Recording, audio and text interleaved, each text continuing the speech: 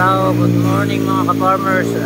Wala tayong trabaho ngayon sa bukid, kaya i-flex naman natin yung lugar dito sa Dupinga, na kung sakaling mapunta kayo dito, ito yung mga lugar na masarap paliguan.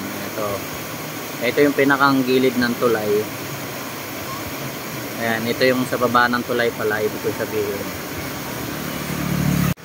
Dito naman yung sa may ibaba na ng tulay. Ayan, oh. May mga cottage din dito mga ka-farmers. Ayan, oh, may mga naliligo na. Pwede rin kayong maligo dito pag wala kayong pangbayad. Kunwari wala kayong extra pangbayad sa mga customer, ay sa mga cottage, pwede kayo dito. Free lang.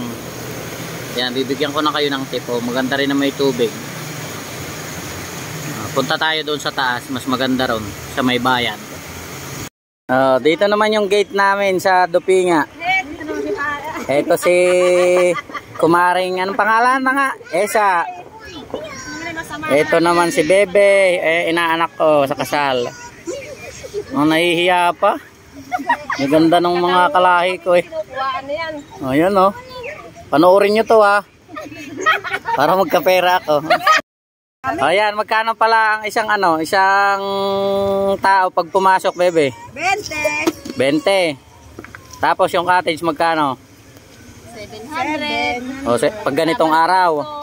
Pag Sabado at Linggo daw 700. Pagka pangkaraniwan 500. 500 lang daw. May 300 din lang. Doon naman tayo sa mga kubong. Papakita natin yung aming mga pinaarkilang kubo dito. Dito naman mga ka-farmers yung paliguan, sentro ng paliguan. Ayan.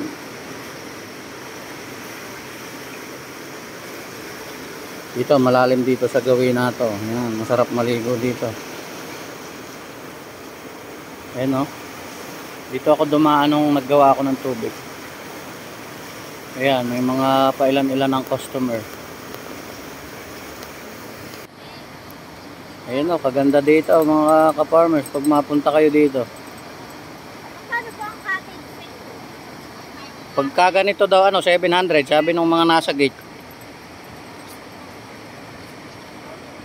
Ganda o. Ayan yung mga lugar na pwede nyong liguan. Pwede kayong magpaanod dito mga ka-farmers, at may naarki lang mga goma dito. Pwede kayong umarkila ng 50 pesos yata. Ayan o. Diba maganda?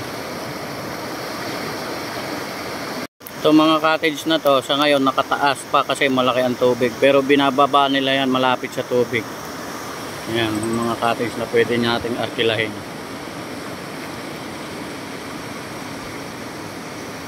Katulad nito malapit na siya sa tubig. Ayan, kung napapansin nyo yung tao na yon, doon ako tumatawid nung muntik na akong maanod. Ano, ganda oh.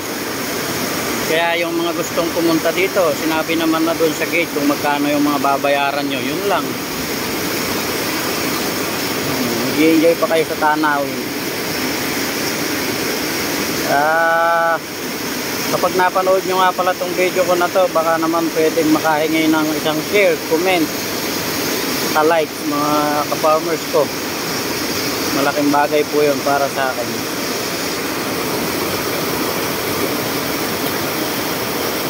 Para alam ko rin kung hanggang saan nakakarating yung aking mga video.